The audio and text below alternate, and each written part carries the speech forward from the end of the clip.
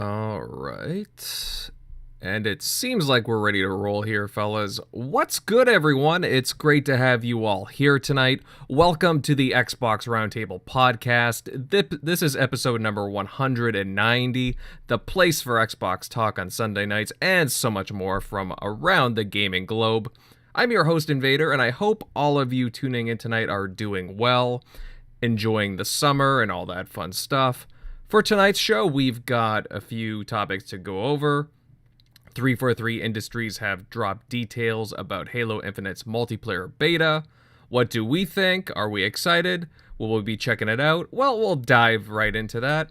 As well, this past week's previews dropped for Double Fine's Psychonauts 2. Is this shaping up to be a superb platformer? All that and so much more. But first, let me dive right into the panel. Let me introduce everybody on tonight. And first, I'll start off with the Arizona man, Centurion. What's going on, brother? What is going on, everybody? It is Sunday night. It is time to talk games. It is time to get pumped. I know I'm excited. I don't know what anybody's talking about. There is tons of things to talk about. I know news has been a little slow, but there is still a lot of stuff to talk about. And, man, just kind of wrapping some projects up at work and finally got a little bit of gaming in. Really looking forward to playing Hitman 3. I picked this up on the sale. I've played the other two, and I'm looking forward to actually closing out the story of Agent 47, at least in this trilogy. Oh yeah. Yeah, I really need to get back into that, man. Like, I've been working through my backlog of games, so... So you haven't played the original Hitman? Not the original, but the one that started this whole trilogy of pretty much reinvigorating the franchise. No, I haven't actually. The one thing I like about it is, so when you play, it is a sandbox arena. Like, we'll just say you're dropped off at a hotel resort in the middle of India. And you go through the briefing plan and you're told who you need to eliminate. There is side objectives that you can do, basically, that would alter world events kind of thing. So they give you side objectives, but the main premise is to somehow get to the main target and get out of there without being noticed. And that's where it gets fun. Do you follow a waiter into a room where there's nobody around, knock him out, assume the role of the waiter? Do you somehow kind of kite one of the security guards away and get a much more authoritative role, so that way you have access to areas that normally the waiter doesn't have access to because he's not a security guard? It is pretty much an open sandbox for you to take out your objective by any means necessary. I've always said that this Hitman series is more Assassin's Creed than Assassin's Creed is now. Well said, brother. Yeah, I definitely need to. I've been going through my own backlog, like I've been saying, but yeah, I may need to pick that up. I gotta see. Backlogs are a brutal task, especially with all the games coming out today. Yeah, and did you see the sale going on right now? No, that's what I was talking about. I've already I've already dropped like $60. So I've already got what I need for the Microsoft reward points. Shockley to be proud of me. No doubt. No, I actually probably would be. Heck, I'm proud of you. I've been building up my points as well, so that's always exciting. But yeah, we'll go down the list here. I really like the Microsoft Rewards program. It's very What's the highest useful. You've ever got your balance to? Not as far as some others. Maybe like 80,000, something like that. Oh damn! I think I've only got it up to 60,000 once. Oh, I've seen people go crazy. There's no sense of doing that. I mean, you want to make sure your stuff is on the auto redeem. Yeah. So you get the most value. You get the points for even less points. Like you get the $10 gift card for less points. True. Yeah, level 2 or whatever reward number you are. I knew a guy that, and we'll go through introductions, and I'll explain what's going on. But I knew a guy that had 384,000 rewards, and the reason why he had so much was because he couldn't redeem it. He had a glitch. So I got Aaron Greenberg involved. Chris, Nintendo Dad was his name, Chris Becker. he's a good guy, gamer. So he came to me with the problem, and I went to Aaron, and Aaron, the good community guy that he did, got in touch with the team that handles that, and they said, "You're right, we can't fix it."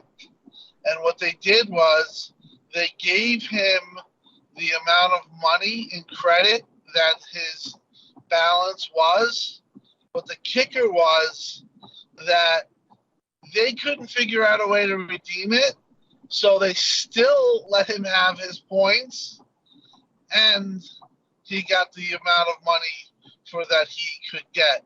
And they said that they're going to get back to him. I never knew whatever happened, if they ever took the points away. But when they left him off, he still had the points, still no way of redeeming it, but he got the whole balance of 384,000. It was like $400 worth of them. So I'd like to tell that funny story, and also a story about how Aaron gets involved with people in the community. There's a gentleman in the community right now. I'm pretty sure we've all met him. He actually saved up enough reward points to buy a Series X for $200. Who was that? That was Dreadpool. I believe, if I remember the story right, Dreadpool said he saved up enough money to where he had only like $200 and some wrapped up in buying a Series X directly from Microsoft. Oh, damn. Like he had been like banking points for like ever because he was saving them up from the Series X. At least if that's the story I remember hearing him tell. I could be wrong. Oh, yeah. Yeah, I know Jamie Moran said he had, I thought he must have over like 100,000 points. Let's see. Lady Foxfire in the chat. Hey, Foxy, how's it going? She says that she has 28,000 points. Hey, that's good. That's really nice. Let's see here. More introductions. Tim Buddy. Hey, how's the past week been for you? Well, it's been pretty eventful. I supposedly have my CDL test on Monday, Tuesday, but I'm supposed to have a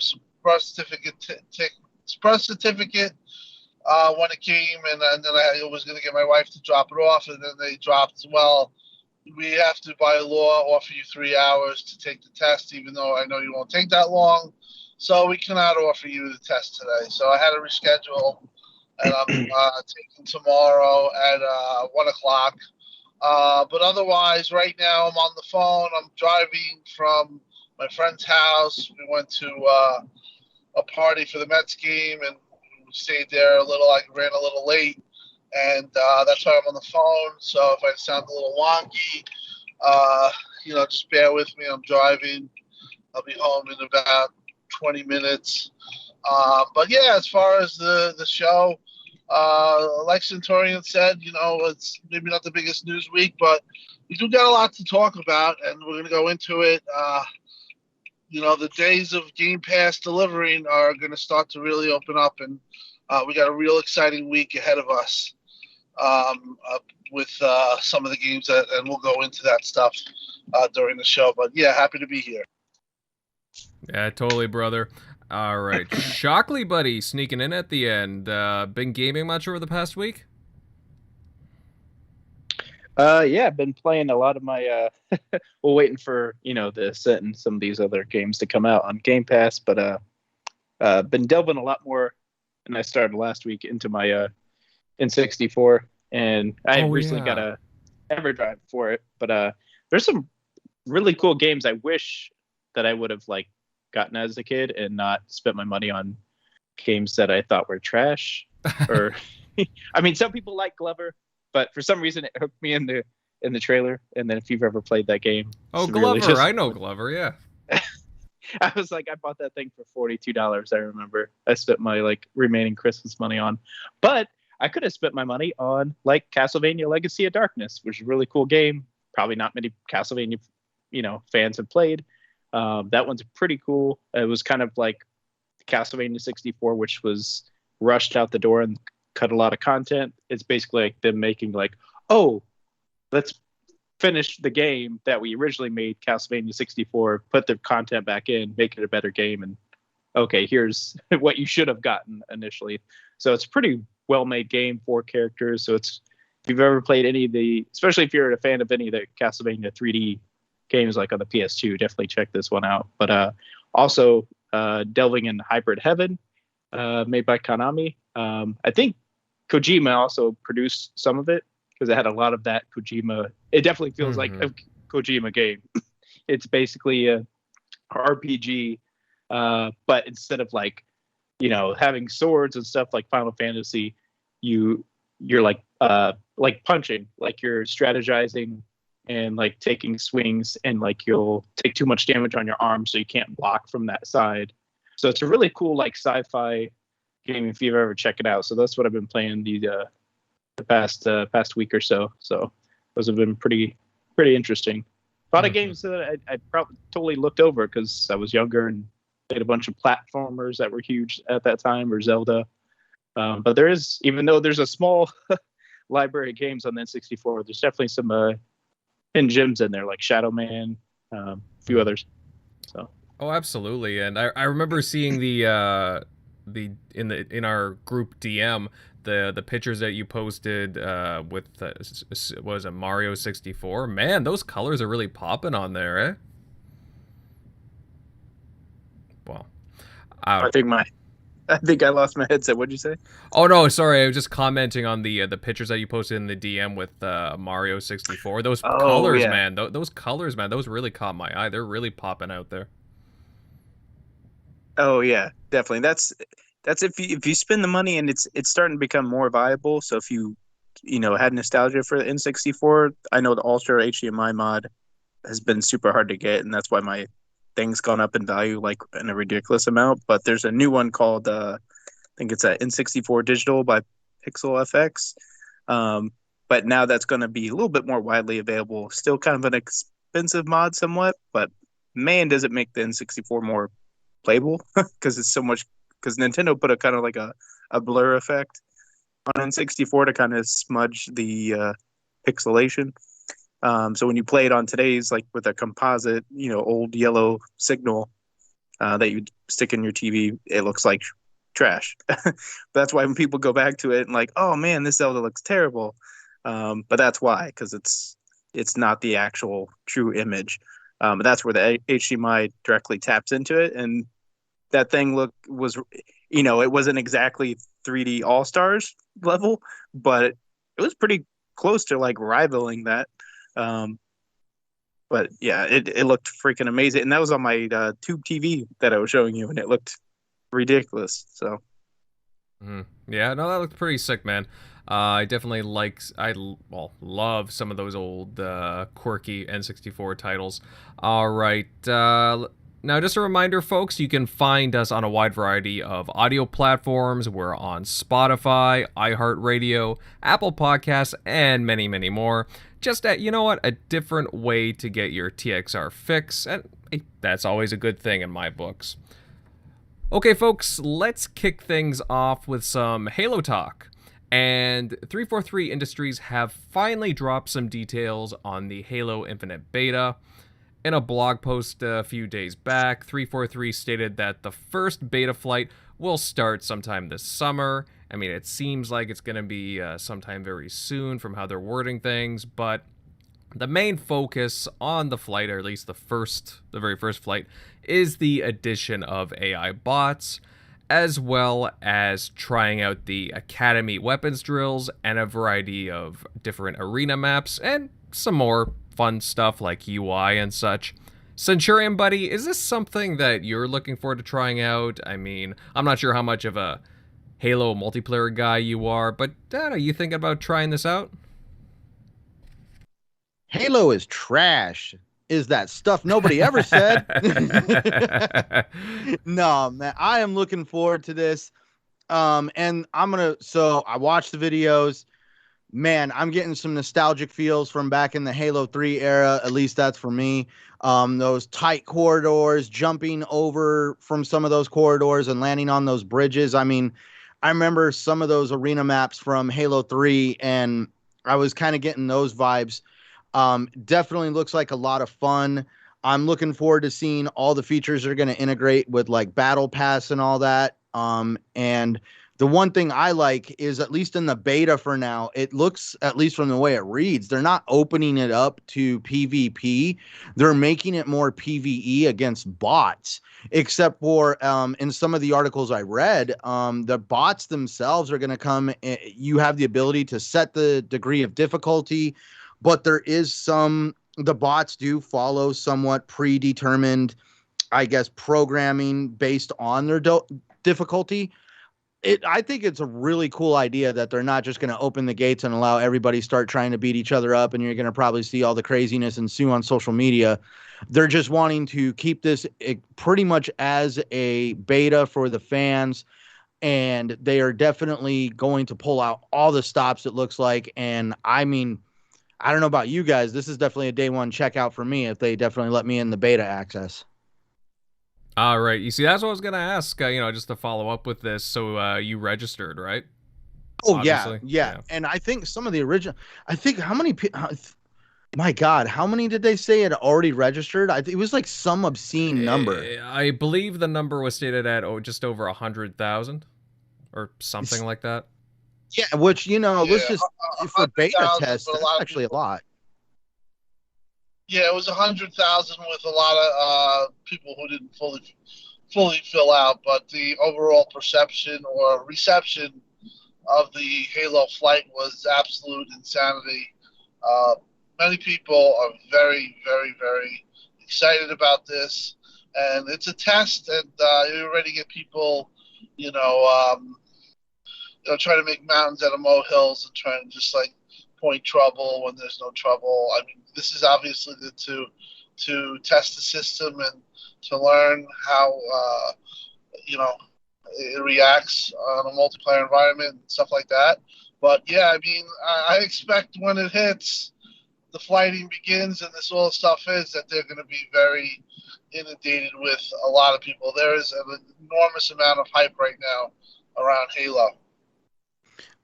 Now, not to be total, does anybody know about exactly how they're programming the bots? Because I actually found an article that talked about what they were doing. Not exactly. No, I'll be honest. I haven't gone through all the details. If there are that, I know that in the recent 343 blog there was a lot of different details put over, but they come in 4 difficulties: Recruit, Marine, ODST, and Spartan. And basically they're trying to say bots are fair.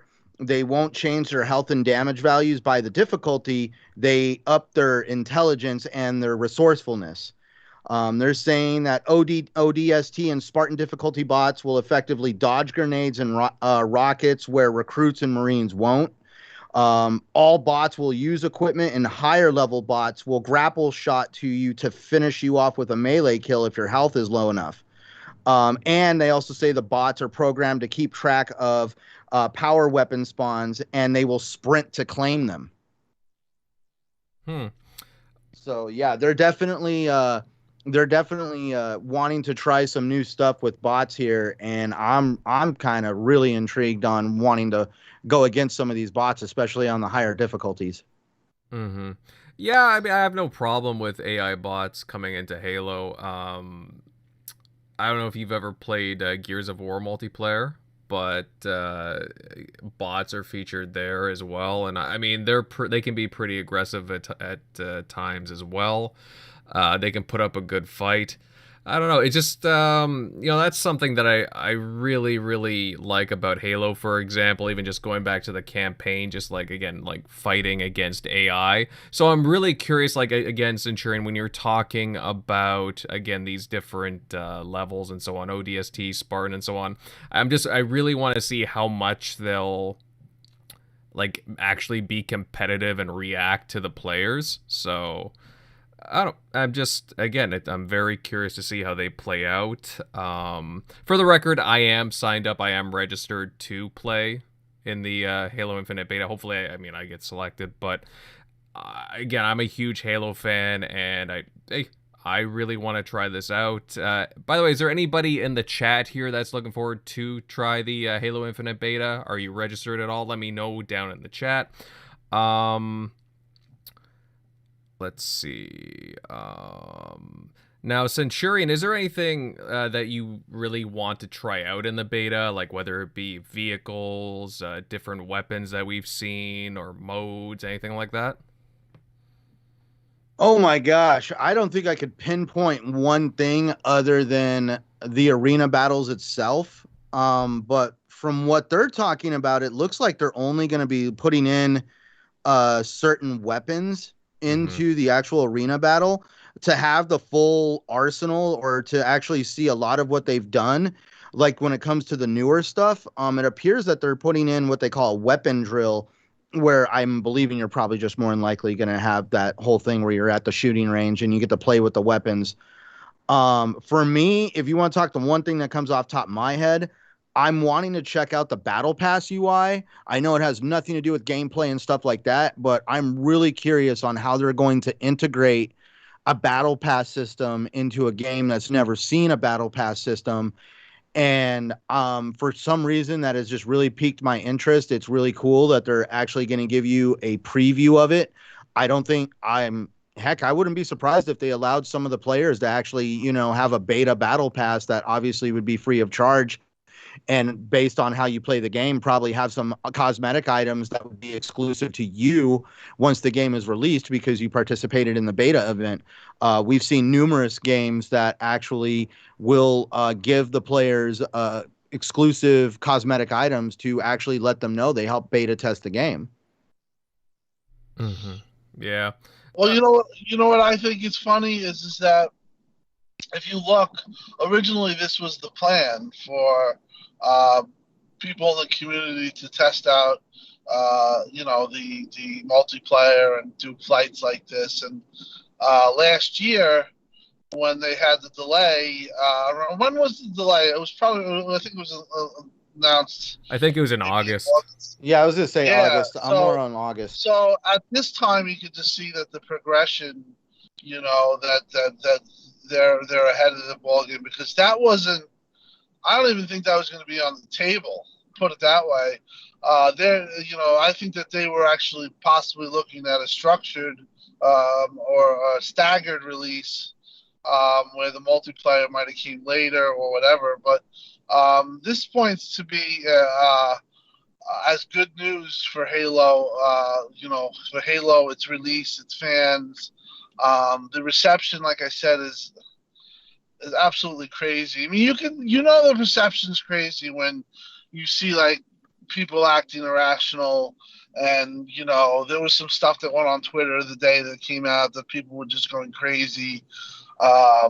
People said some stuff, and people were like, "Oh, how's he getting into it?" And there was a whole big to-do-da about this stuff. But as gamers, we're very passionate, and it's just great to see the passion there. And I'm of the thinking that this is a positive sign for 343 that they want to get out there and do this. If they were really in hide mode or they weren't confident about their product, maybe in last year's mindset, they might have not done this. But I think that being that they're doing it and they're going to put themselves out there and they're ready to learn from from players, which was the original plan all along, is a very good sign. And I listen, personally, I'm not going to do the beta. I'm not signing up. I'm not going to, inquire, within and try to get involved. I'm just basically going to be there day one. I love the multiplayer, but I'm particularly not good at it. I become frustrated. So, I'm more all about that campaign. I'm ready for it to be polished, day one, ready. And I'll be all about it. But for people like Centurion and others, the chat and stuff like that, it's great that we have people that want to test and want to make the game better. Because if you didn't have people like that, it would stink. And of course, there's probably going to be some stupid stuff like, if there's of somebody falling through a freaking sky or falling through the map or some type of stupid glitch. It's going to be plastered all over the place, even though And there's it's probably going to involve the grappling hook and we're now taking multiplayer from a ground-based thing because most of the time when you're in the air it involves a vehicle, but now we're talking about somebody running down the ground that actually can grapple themselves up to your vehicle and pretty much pull you out of it and throw you on the ground. That's where I'm thinking there's probably going to be a lot of glitches from people like kind of overshooting and probably landing somewhere in the map that they didn't plan on you landing. Sorry, I didn't want to interrupt on that. I was just saying you're probably going to see it happen a lot with the grapple. No, you never interrupt. Like I always say, we always love your input. But yeah, you're 100% right. I could see somebody grappling like one of the spaceships. What are they called? The Banshees. The Banshees, and like the Banshee not there, and all you do is you see the Spartan in the air, like doing the animations on a Banshee, but there's no Banshee there, like something like that. Or there's probably going to be some stuff that's here and there, but again, I emphasize that it is a test, and it's to make the game better for the ultimate release. So, I see some of these guys already, complaining and looking to just like lustfully take down the game. I think I honestly, that stuff annoys me because we have to be open as gamers to realize that this is stuff that developers work very hard on, and it's not easy, and there's so many different elements, especially what we're talking about in Halo. Like you said, there's going to be vehicles, there's going to be Banshees flying, there's going to be grapples going all over the place. There's going to be a lot of interactions that, from what it sounds like, is going to be kind of new. I don't remember. I remember, was there a game that utilized a grapple that I think that this is going to be? I get the idea that a lot of people are going to grapple on this. I'm trying to think of a game. I remember it was a game made by Capcom, but it was a single player game. It had a grapple, Dead Life or something. Do you guys remember the game where you used to grapple? It was like a shooter. Somebody in the chat, Capcom made it, I believe. Planet, Dead Planet, Life Planet. Lost Planet? Lost Planet, yeah. That game had a grapple, and I thought they did it well, but I just get the feeling that the first days of flighting, everyone's going to be grappling around, and they'll like. Well, it is supposed to be a power up, I believe. I don't think you just get it. Oh, that's good. That's good. Because that's where people were worried about, like, oh, then this is just going to be insane. Like some of the diehards are going to be like, well, if you can just do that, then because you could see what you could do with it. You could jack people with their vehicles. You could take, I'm going to grab that before you can get it. Sorry, my headset out there. I can grab that item before you can get to it, because I'm grappling or whatever. So apparently they're saying it's supposed to be a power up. So you can race to get the grapple and fight over it, like how Halo's supposed to be. That's why people kind of hated Halo 4's multiplayer, was because you could load out with, certain abilities and weapons, and why people also hated, some people hated Reach as well, because you had all these other abilities that you just got from the get-go. So yeah, and it's all about like fine balancing too. Like, I mean, you bring up Reach, for example, Shock. It's like people could choose, like, they had to choose between sprint or a jetpack, or there's different stuff like that. And it's like, I think from what I'm seeing initially from Halo Infinite, like you can sprint, but it's not much of a sprint as it was in the previous two games. And the loadouts, like, again, you can pick up items, but it kind of works differently than how it did in Halo 3 and so on, and Halo Reach. So again, I think a lot of people are curious to see how 343 is doing the balancing act when it comes to all these different power-ups and weapons, and just a general curiosity of them taking some more inspiration from like some of the earlier games, and again, just like the inspiration from the brutes too, and like some of the new weapons. and the vehicles too, no less. I mean, we got the Chopper back, we got the Razor back, which is the armored Warthog, and quite a few other things from what I'm to understand. So that brute weapon as well, the skewer, that giant what was it, that it looks like, yeah, it's a giant skewer almost. It like shish kebabs vehicles. That looks pretty cool. And yeah, even the grappling hook, just grappling onto a Banshee or a Wasp and just doing some really crazy shit. Like, I really want to take one of those fusion coils, grapple onto that, and just like throw it at somebody. I mean, there's so many exciting situations that you can get into. So I'm really psyched about this. Shockley, I'm just kind of curious. Are you signed up for the beta? I am not. I didn't. I saw some of the headline about it. I don't think I caught that the beta sign up went up. So I'll probably definitely check that out here soon. I know I've been in the flight program for when they've launched like the PC Master Chief collections. Mm-hmm. So I might already get that by default on the PC side. But yeah, I definitely should hit up if it's still going. I would double check that. Excited.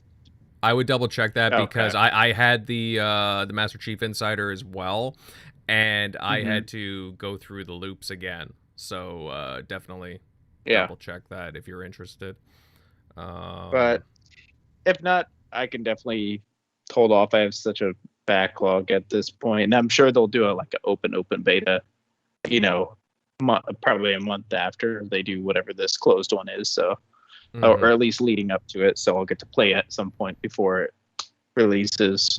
Especially this is supposed to. Well, we think November holiday, but we got Battlefield coming up here pretty soon. So when's this beta supposed to drop? Well, you know what? They haven't officially announced. They just said this summer, but they're using some very they're hinting very much in some of the language that I've seen. I have a feeling it's either gonna drop first week of August or maybe even late next week. I wouldn't be surprised if it was that. I mean, don't hold me to that, guys, but I mean, it would be cool. Yeah. But I mean, I'm just saying that too because I have some time off next week, so that'd be great for me. But that would ideally work out. But yeah, I mean, well, either way, Shock, I mean, it's a free multiplayer, right, when it releases, so you can try it out whenever. Yeah, that's true. Yeah. I wonder how that's. Yeah, it just seems weird selling a Halo just on its. Well, that's how they have to be confident about what they're doing with the single player campaign this time around, because they know that they're obviously Game Pass is there, so they don't have to totally sell you on $60 on you thinking it's worth that, since it's only half the game that's in there, since they give you the other half for free. But that's really got to sell. If that's the part you actually have to pay, drop 64, because the multiplayer's free. So hopefully that shows, confidence of what they're doing with this time around. Yeah. And there's things too that we still don't know about. Obviously we have the campaign, but what else is going to be packaged there? They've been very silent about Forge, or at least I haven't heard anything about the Forge mode. Firefight as well, or I don't know if they're going to bring back Warzone Firefight in any way, but I would love to see Firefight come back in some manner and just, again, make it a full package at launch, a proper Halo release.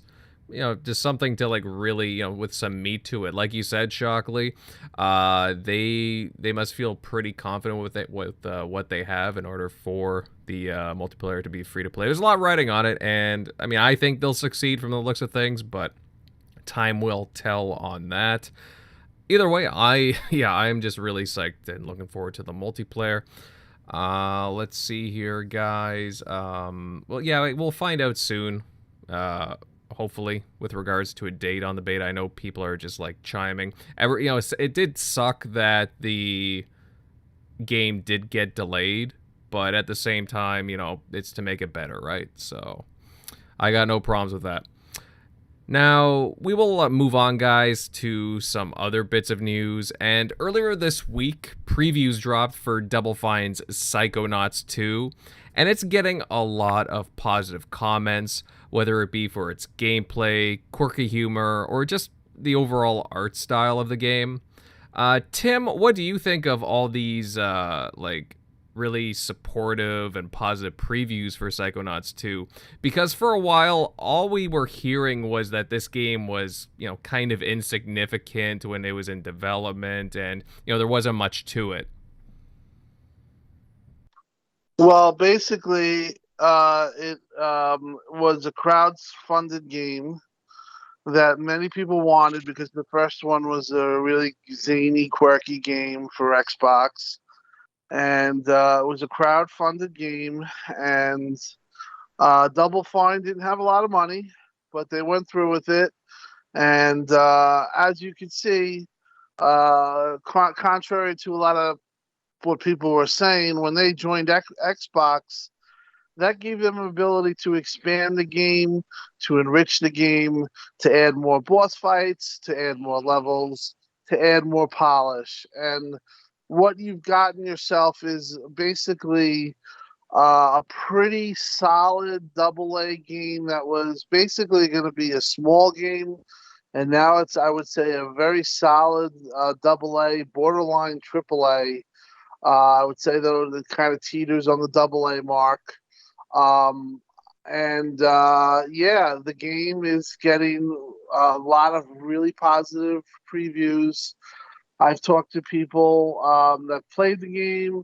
I've talked to somebody and I asked them directly that finished Ratchet. Is it as good as Ratchet? They said it's better than Ratchet. And they're enjoying it more than Ratchet. So that just goes to show you what type of level this game is at. It's a lot of fun. It's very quirky, funny. You'll have a lot of laughs. It's what a game should be about. And I'm anticipating a nice Metacritic score. I think it's going to do well. I don't think it's going to be 89. I don't think it's going to be Game of the Year, like some are suggesting. But that just goes to show you that a lot of people are having a lot of fun with this game. Out of all the impressions, I think there was only one bad impression, or like two that were kind of like, weren't overly positive. There were like 10 that were like really positive, and then there was a couple that said this is their game of the year.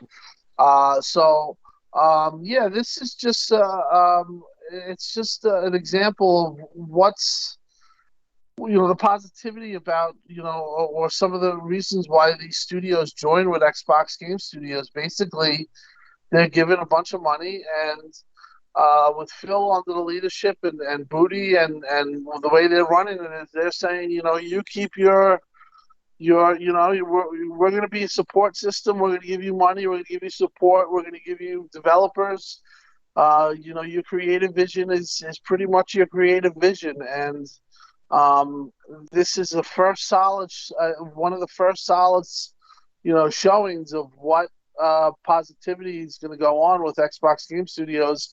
And like I said, I think that it's coming out next month, and I think that it's going to be critically received, and I'm looking forward to it.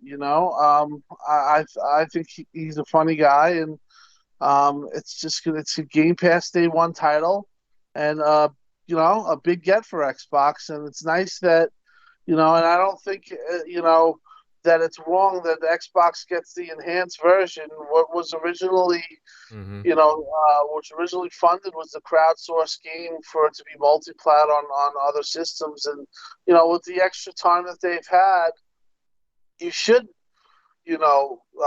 make it the best on Xbox. And I do think that Double Fine will also add this patch or this upgraded deal to PlayStation 5. It's just a matter of timing. So I don't think that they're doing it purposely. They're doing it as a matter of time. And, obviously Xbox comes first. And then down the line, PlayStation will get its update. And overall, though, I think, we're looking at a big game coming to Xbox that's going to score well. Mm-hmm. Yeah, Tim, it's interesting because, I mean, I don't think any game is perfect by any means, but at the same time, like, I'm a big fan of platformers. I played a bit of the first Psychonauts. Even recently, I was pretty impressed by it. For, it aged pretty well for what, a 15-year-old game. And it has guys that don't normally enjoy platforming games just raving about it. For example, take Jez over there at Windows Central. He's not a platforming guy, but he was basically calling it like it might be his game of the year if I'm to quote him right, and also the fact that it could be Double Fine's magnum opus, which is like basically touting like their best work of art, like their centerpiece for the studio going forward. And that's really saying something too, because like you said, this was originally a Kickstarter project. It was meant to be much smaller in scale.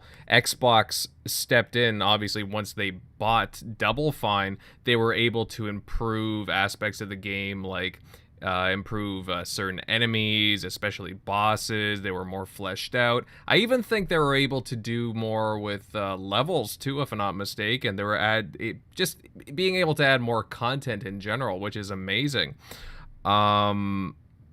I don't know, like it's fantastic what Xbox has been able to do with some of these newer additions to the studio.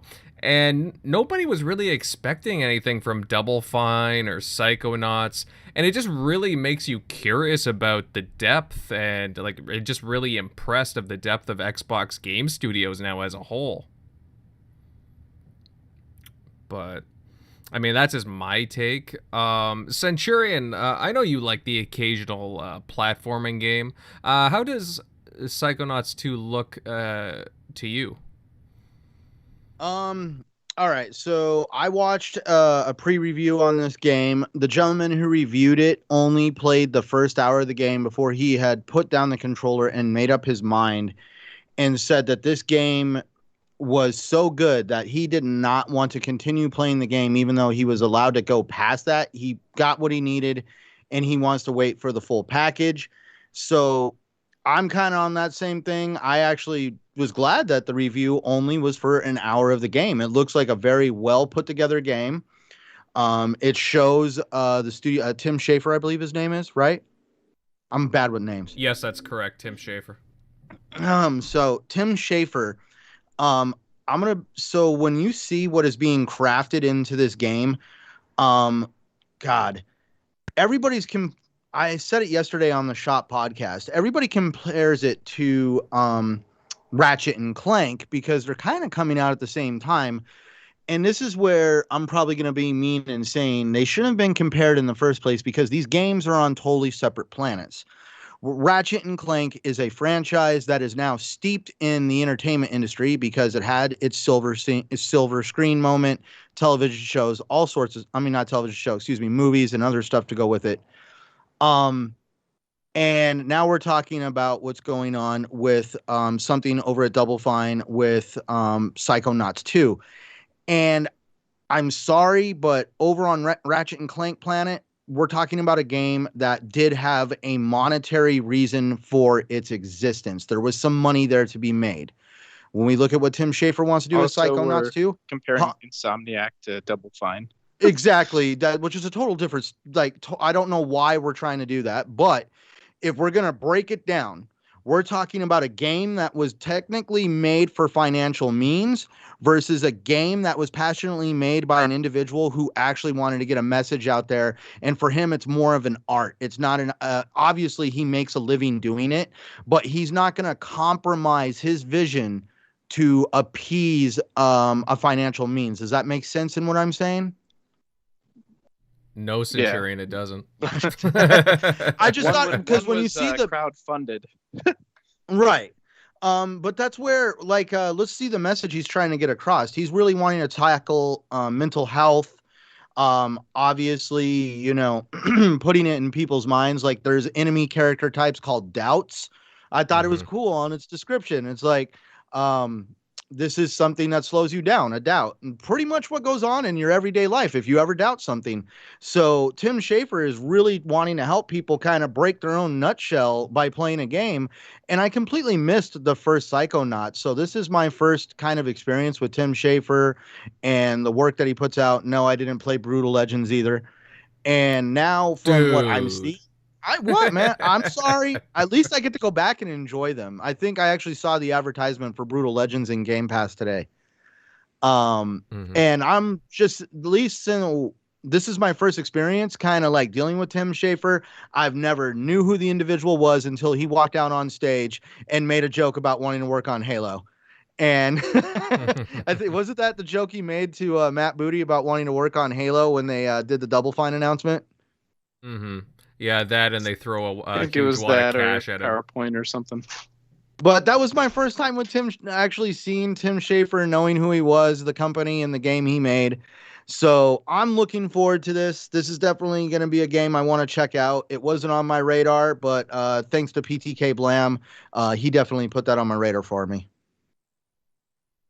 Well, what's funny, Centurion, is I had showed my girlfriend recently the Russian nesting doll game that Double Fine made a few years back, Stacking, and she couldn't believe there was one doll that had the ability where it farts, and that was its special ability to like get into a certain area to sneak in. It was just like, like Tim Schafer and Double Fine just make like really sometimes weird, sometimes quirky games, but they have a lot of personality to them, is what I'm trying to say. They're very memorable for different reasons. So this is not to be taken as a negative in my statement, but if you are going to ask Jack Black to do the main character for you, your game is going to be unique in general, just because Jack Black is a very unique character in life.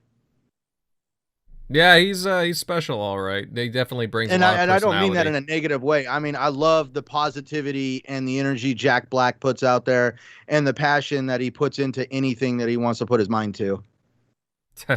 yeah, that's right. Well, that's why you gotta play Brutal Legend, man. Brutal Legend rocks. It's totally Jack Black in gaming form. It's totally like, with the metal and everything. It's definitely up. I don't know. I think it would be up your alley. You should definitely give it a shot. It's on Game Pass, like you said. See, that's where when Brutal Legends came out, Jack Black was not exactly one of my go-to actors at that time, and he really grew on me as the years went by. Well, again, he's not for everyone, but I mean, I like a good chunk of his movies. As far as Brutal Legend goes, I mean, there's a few gameplay aspects that I don't think a lot of people like. There's like army building aspects to it, RTS in some manners, so that's like what threw some people off. But I mean, I thought it had some pretty cool mechanics. I really enjoyed the game back in the day. And I would recommend it to anybody. So again, like if you like a good action, like kind of RTS-y metal game, go for it, buddy. It's amazing. Don't miss out on this sucker, especially when it's in Game Pass. Now, I'm gonna throw this out there to anybody on the panel, but do you guys think that Xbox would let Double Fine work on like some of their more classic platformer IP? Because again, Double Fine, they have a bit of a pedigree when it comes to this, and if Psychonauts 2 is very successful, do you think that Xbox would be like, hey, do you guys want to work on Banjo-Kazooie? I could see them doing a great Conquer or Blinks. I don't know. What do you guys think about that? Personally, I feel like it's a great idea. One of my criticisms on Phil is that he said earlier in the last generation, that we're sitting on a plethora of whatever, he used the wording that basically they have a ton of IPs that they could use, and they never used them. Like, you're still to the point that we still don't have Banjo. That's something that I have to say Phil missed the boat on. And that game, if it was out, it would do well. And I still think that there is the market for it. And yes, do I think that they can do it? Yes, 100%. But my opinion after this game that they have, and I think it's going to do well. I think it's really up to Tim if he wants to. I honestly, I think Brutal Legends 2 has a chance of happening too. Oh yeah. So, yeah, I do think that. I knew that I think that they renewed the IP or something in regards to that. But, I think Jack Black would probably be open to it again too. Who knows? But yeah, I think that it's really ultimately up to Tim. But let's get a banjo already. It's crazy that Xbox hasn't jumped on that type of. You look at what Sony did, and I'm going to give them credit. They've done it well. Take some points from Sony. Look what they've done with Blue Point Games. They've made so many remakes of their games that were already existing. They're still doing it, and they're going to continue to do it. And Xbox fans can't even get a remake of Banjo. And Yeah. I know people love Conker, but Phil hates Conker. Phil's not a big Conker fan, so I doubt we see Conker unless one of the devs is really intent on it. But I know that Phil wasn't a big Conker fan. He wasn't. As we know, Phil's kind of like a goody two shoes. He didn't like the Conker had such a bad mouth, and didn't think he was the best role model, as you could say. Well, I mean, they censored him in the Xbox version, so I mean, yeah. So I don't think we'll see Conker, but on the other hand, how much sense does Banjo make? I mean, already, let's get this going. And I would be totally open for Double Fine to do it, or buy a dev like Playtonic or whatever that dev is called, or you lease them out to make a banjo. And I think Phil already pointed out that he said that we need to do better in the games for everyone, and what he basically meant was kid games, and they do I mean at this point. There was a point where Xbox was getting criticized for not having mature games. Well, that's out the window right now. The Xbox is going to have Doom, Starfield, Gears, Hellblade. We have a ton of adult content. For me, it just makes sense to have a game that a kind of a Sonic, whether it's a Sonic or one of these things. I think we all grew up with Sonic and Mario, and some of the Sly and Cooper, I guess, for Sony. Those games, they bring a magical feel to a console, and I think Xbox needs to get on the ball with that. Oh, and yeah. Oh, sorry. Just before you begin, Shock, I just like to introduce with us tonight, joining us. I just noticed he snuck in through the back door. There is Mag, the middle-aged gaming guy. Buddy, hey, thanks for joining us tonight. Yes, of course. Yeah, sorry I was a little bit late, guys. I was at my parents' house this evening. Had a long drive back home, but here I am. So I'm super excited to be here. I love this guy. Thanks, Tim. Yeah, I'm a big fan of you. To be honest. Happy to be here, man. Good to see you. Yeah, good to see you too. And the rest of the panel chat, you guys are awesome. I was just chit-chatting in there. So what are we talking about here? Double Fine? Yeah. What about Xbox, and should they have a banjo? I have a feeling that now that Tim Schafer's got his sequel under his belt, I have a feeling he's going to go rogue and just do something completely original and even more even more bananas than what he's already done. I don't think a Brutal Legend is going to be on the horizon for at least another 5 years. I think that his next project will be an original project, because you know how Phil is. Phil is all about the diverse portfolio and everything else. He wants to move different games, different genres, that kind of thing. And I think he's going to shy away from some of those sequels, and he's going to be like, you know what, Tim, now that you did this, because he had to do it, right? Because he had the Kickstarter, right? He had $3 million in the Kickstarter. He had to make this sequel. And I have a feeling that Double Fine had to make the sequel in order to stay afloat. I mean, otherwise they wouldn't be doing a Kickstarter to begin with, right? So I think they needed that, sequel recognition to get on the map or whatever. But now that Microsoft owns them and has seemingly infinite amount of money, now Tim can go, thanks, Phil. Let's go nuts. I've got an idea. And he's got crazy ideas. And I think he's going to go completely off the wall with a completely original IP. That's what I think's coming next, not a sequel. Right. No, and good evening. No, buddy, that's definitely an interesting take. Honestly, anything is on the board at this point when it comes to like Double Fine and maybe exploring some old IP. Again, I wish that Rare would have taken some initiative. I know they wanted to try some new stuff, and that's worked for them. I'm not saying that, it was bad to work on Sea of Thieves. Obviously, it's been very successful, but I wish that they weren't so reluctant in doing like another Banjo or something. But hey, that opens it up to another dev that really wants to do it, right? I mean, look at how Killer Instinct turned out, right? So, or these studios are expanding what they need. Go ahead. You also got to realize Rare had done 2 for the team with Connect Sports and Connect Sports 2 and whatever other titles that they had ran. So they have at points done things for the company. So I kind of do respect where Rare wants to go next.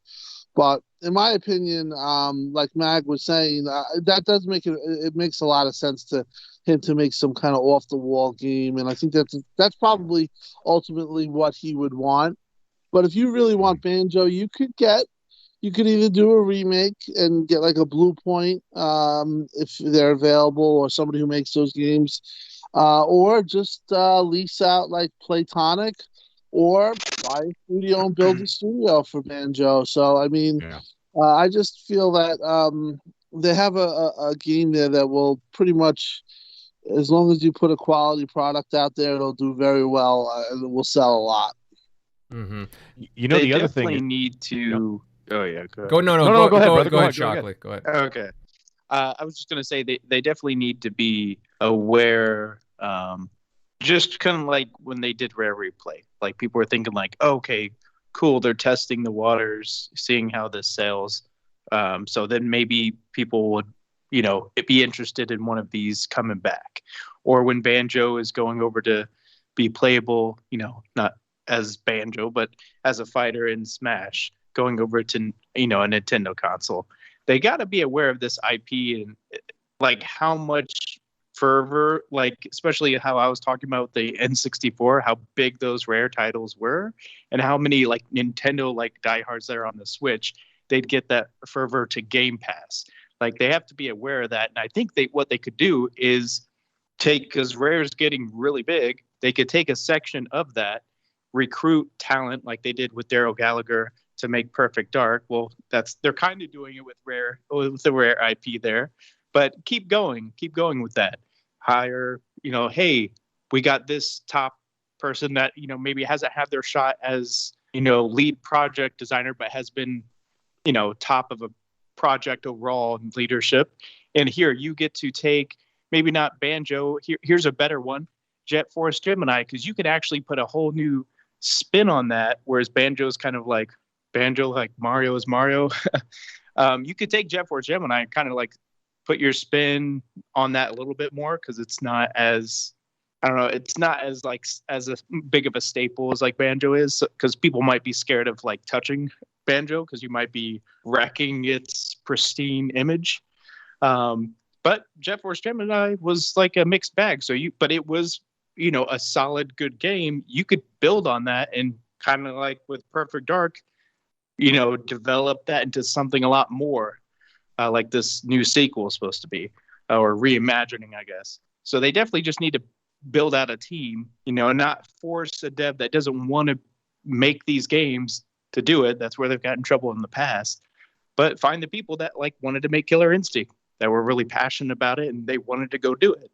So they definitely need to just, bring some of these IP back, like they've, started to, hey, check out this cool Rare Replay. It has all these cool IP. Well, once you've done that, cool. Now build upon it. So that's at least where I think they should go with it, but we'll see. Mm-hmm. Yeah, some good points there, Shockley. Yeah, we'll see what happens here. I think we all made some really good, concise points with regards to Psychonauts 2 and Double Fine. The game comes out, I believe, in exactly a month's time from the look of it. I think it comes out August 25th, if I'm not mistaken. So, yeah, that will be on my pre-install list for sure. Fellas, we will move on over to some other things. And for months, we've been hearing lots about Netflix wanting to break into the gaming sphere. Well, it's kind of official now, or it is actually. Netflix came out with a statement that they'll be getting into games. And starting off, they said that they'll be focusing on mobile games. They also hired a former EA and Oculus exec, Mike Verdu, to head the gaming side of things. So overall, some really interesting developments with Netflix entering the fold. Shockley, buddy, I'll kick this off with you.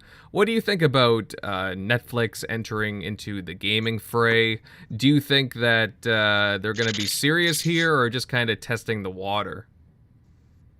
No, I mean, well, they definitely have the cash to float around, and they're probably taking some notes from how fast and how quickly that Game Pass has grown. And if you think about it, how people have kind of compared how, like, hey, Netflix is in all this debt, so this isn't viable. Game Pass can't be viable because the Netflix, it's called the Netflix of games, so Netflix is in debt, so Game Pass can't work. It's not viable. But that's where you kind of take Game Pass, where it has DLC, it has all these microtransactions, it has this whole storefront ecosystem it can build you into, or keep people coming back. That's where Netflix is probably saying, "Hey, wait, we could do that." And people are all stuck at home. We already saw this huge shot of how popular games have been because people have been just stuck inside. So it's gotten a lot of people back into gaming. They could build on that, and then just and that could help them get out of their debt even quicker if, whatever debt they're still in, is microtransactions. Even if it's, if you look at the mobile market, people just spend stupid amount of money on just like Bejeweled and all these other games on the mobile scene. So, yeah, I think they're definitely going to be a big player. Hopefully we actually see something from it because unlike, Google tried, and then I don't think other than that Gwent game, and I don't even think we got anything from Amazon yet, or that I know of.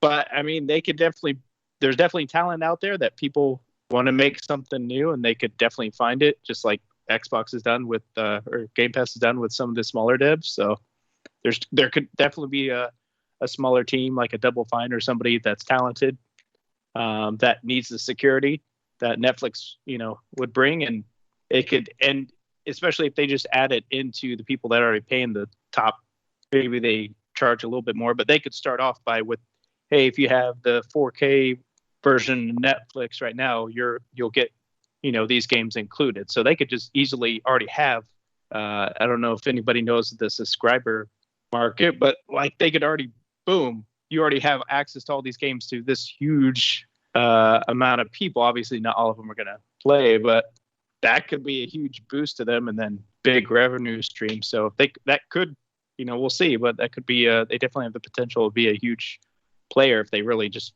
play their cards right. You mean Netflix could be the Netflix of gaming? Yeah. I guess that will get erased from Xbox. They'll be the Netflix of games. Mm-hmm.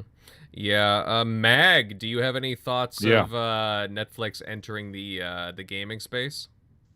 I don't think that what they're doing is going to be trying to compete with Microsoft. I know that there are some rumors out there. Someone mentioned in the chat, OG Kratos there, he mentioned that there was a possibility of Netflix and PlayStation making some kind of a deal together. I not really 100% sure about that. I could see Sony. I mean, Sony's already made a deal with Netflix in terms of their films, because you could see all the Sony films, and most of the Sony films always end up on Netflix, right? I mean, look at the superhero ones. You've got Venom in there. You've got all the Spider-Mans in there. Everything else, even though the Spider-Man is part of the MCU, so to speak, they're still all in Netflix. And also to give you more ammunition for that, my friend, they've also signed into that same contract you're talking about that they want to compete with HBO Max, and Sony wants to release some of their newer titles that would go into theaters under the same guise as like HBO Max. So Netflix is planning to put in a portion of Netflix where you will have to pay just to watch it. All right, yeah, as like a that, pre, like like kind of like $30 or HBO whatever. Max. Yeah, well, it's kind of like with HBO Max, you pay your $15 a month, and there's a revolving movie in there that's also in theaters at the same time. We've seen Right. the one that's coming up for me in October is Dune. And we're I was reading an article that Netflix also signed a contract with Sony that when Sony starts releasing their movies that are supposed to be in theaters on streaming services, Netflix has got first dibs. Okay, yeah, that makes sense. Now if we turn this back to the gaming space, though, I can't see Sony doing anything with them because the infrastructure required for that kind of a service to have like a Game Pass style service would be unbelievable. Yes, I understand that Sony and Microsoft have, they have a contract together to use the Azure cloud servers. Okay, I understand that. However, I don't think that this is the way they're going to go. I don't think they're going to utilize the cloud service to go head to head with Microsoft. I think it's going to be utilized in a different way. I'm not really sure. I'm not, I don't know what's going on behind the scenes there, but I don't see what I do see happening with Netflix is that they're going to stick to simple mobile style games, like you said. And I mean, they've already said that that's what they're going to be doing, right? And I think that what this is all about, it's not about trying to compete with anybody else. It's not trying to compete with like the Apple Arcade or the Amazon Luna or definitely not Game Pass. I think that what they're trying to do is just keep people engaged. Because, I mean, what is the metric that everything is measured by now? I don't care what anybody says. You could say, oh, sales all day. Sales all day is not the metric moving forward. If you look at every single form of entertainment that we consume, it's all about subscription-based. It's all subscription-based, okay? And it's all about engagement. They measure their profits, they measure their numbers, and everything is by engagement. So, that being said, let's say you're on the train or whatever, you're going to work or this and that, whatever, right? Okay, and what they want people to do, if you're flipping around through Netflix, and they got little Netflix games in there, okay? Little whatever, mobile games, whatever, that are fun and, keep people entertained for half an hour, this and whatever. I could see them doing that kind of thing so that, guess what? You're engaged in Netflix. You are on their app. The longer you are on their app, the more money they make. The more time you're on their app, the less time you are on Disney Plus. The less time you are on Amazon Prime or Hulu or HBO Max and blah, blah, blah, blah, blah. Okay? So what they want is they want to keep people in their ecosystem. And by keeping them in the ecosystem to play these games, even if they're simple, stupid little whatever, Candy Crush kind of games or whatever, what people will start doing and what Netflix is going to start doing, they're going to send you, you're going to be getting notifications while you're playing those games. By the way, new this month on Netflix, this movie. By the way, this series starts up this week on Netflix. You're going to get these notifications and stuff because you are engaged in the app. And therefore, it's almost like they're self-advertising. You're on the app, but they're still advertising to you. So what you're going to do, you flip back and forth. And so you stay on this app longer and longer and longer. And that's what they want, because with the engagement, like I said, you're going to get the money from it, the profit, and you get, more importantly, is the time. And the longer you spend on Netflix is the less time you're going to be spending on the competition. All right. And then that's what is going to grow there. That's what's going to grow their base. I understand Netflix. I mean, they've got, well over 100 and something million, whatever subscribers it is now. Okay. So it's not really an issue for them. However, they don't want to be like that. What are they trying to do? They're trying to reach, just like Game Pass, just like Phil said a couple years ago, they're trying to reach the 3 billion mark. Okay, as laughable as that is for some people, it's not laughable to me, because even if you look at the trends on, like, for example, if you look at Netflix, I'm going to go back to the movie thing for just a second here. You look at like the movie situation. You've got all these Indian movies on there. Okay, you've got all these like Chinese movies on there. Yeah. You've got Japanese movies on there, and they're growing. It's not like there's like one or two. If you go like to the action movie section or whatever, yes, of course they're going to prioritize North American movies. Okay, for the first like 20, if you go to the action adventure section, right?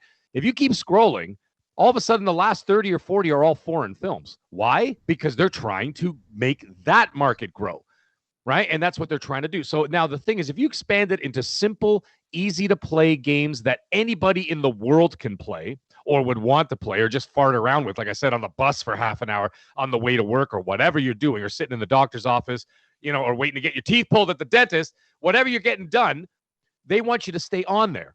And that's what I see happening. So I do not see them releasing big time games. EA third party games are not going on to Netflix. Okay. I don't see that happening. I don't see anything like that. I don't see Activision games going on. Nothing like that. Okay. What I see is just these simple, easy to pick up, easy to just play for a couple of minutes here and there, whatever, let's face it, guys. What does everybody do when they go to the toilet? Do you sit there and play Gears of War with console streaming? No. You're going to probably just play Candy Crush for 10 minutes while you're sitting there on the can. And then, you get up, wash your hands, you go back to work or whatever you're doing. That's what they're looking for. And the more that you get people clicking on your onto your app, that's the goal. And that's what I see them doing. So I don't see them going head to head with anybody else. I don't think they're going to be stepping on anybody's toes. I just think that they want more people in their ecosystem. Mm-hmm. Yeah. I'm gonna just jump in here because I think he makes some excellent points. I'm completely with him on that mindset. I don't think that they're coming in here to take over Microsoft or to be, being with the big boys. I think that this is more of exactly what he said, just to get their feet involved. Because listen, they all talk and they have these meetings and they say, that 3 billion numbers thrown around, not just at Microsoft, but it's thrown around with Amazon, with Google, and now Netflix, and probably some other companies too down the line. That you'd be surprised in whether it, could be like a Time Warner. Who knows? It could be a variety of companies that want to get involved with this. But my feeling is congruent with him, with Mag. Basically, I can't see them, pulling out a console or a way to play. I don't even think they might. I don't think they're gonna have a Netflix controller. Probably you could use your Xbox controller or a PC preferable controller. But yeah, I think Mag made some great points there, and I'm completely not feeling that this is going to threaten to do anything. It could also be a people type thing where they have shows with gamers. I've heard that even Xbox has some things that are being talked about where they wanted the gamer itself. They want to tell the story of certain gamers, and as we know, streamers and stuff like that are getting bigger and bigger. You might get some shows, maybe a show every like a show about a gamer, and where I think gamers are a very interesting bunch. So I do think that you could also get that side of it too, where you have a show it follows let's just say it follows Mag, and you go through his day, and, follows an you see him Xbox waking up in podcast the named morning. TXR. Yeah. But You know what, never actually- know. I mean, I do see that stuff growing, and I just think that the thing with Netflix kind of just solidifies what Phil and was really pushing. I mean, you go back 2 years ago, you had morons on Twitter talking about dedicated consoles, and the strategy was to just keep it a one device under your TV and don't go anywhere else, and it's all about that, and thinking that this old, traditional way of playing games is the way to go. Obviously, the 3 billion number, 2 billion gamers, and all that talk has lit a fire under the big boys, whether that's Microsoft, as we know, but Google's now involved. I even heard Walmart might get involved. So, there was a report that Walmart might want to get involved. So, yeah, everyone wants that piece of the pie, and they want that viewership, they want that engagement, and that's where it's going, and they're going to figure out which way they can hook you by however way they can, but they're going to try to hook you. Can I slip in one more thing before you get to the next panel member there? I just want to slip in one thing here. Now, here's the thing. I thought of something else while Tim was talking there, and I was just like, you know what? I just realized something.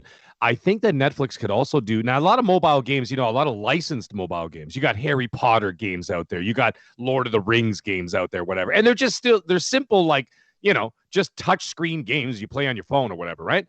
And I could see Netflix, if they do move ahead with this, like in a direction that seems to be, working for them, okay, in a positive direction, I could see them doing licensed IPs based on their original content. Yes. You know what I'm saying? Like, we saw Stranger Things games show up on Xbox and whatever, but I could see them doing, like, okay, let's say like a Stranger Things touchscreen game or whatever. I mean, some of them are pretty cool, like these touchscreen games. Some of the Harry Potter games are pretty fun and this and that. Or, like the Simpsons game they have, all those little touchscreen games. I could see them doing that with their original IPs and build on that. Like, you can have like a Cobra Kai game, okay, because now Cobra Kai is owned by Netflix. You could do a Stranger Things game. You could even do an Ozark game, for Christ's sake. You could, you know what I mean? Like a real-time strategy kind of game where you like have to go around and do drug deals or something. I don't know, but it's possible, and I think that if they have those successful original IPs, which they do, I could see them making some small mobile licensed games based on those, and then say, hey, did you like the game? Watch the new season of fill in the blank. Boom. That's how you do it. Well, look exactly like what you're talking about is Walking Dead too. Remember the mobile game that came out on that? How big of a hit it was? So, yeah, very good point right there. Yeah, it could just be that stuff where they license out these IPs. And as you know, they are coming out with a ton of new IP for their service. Yep.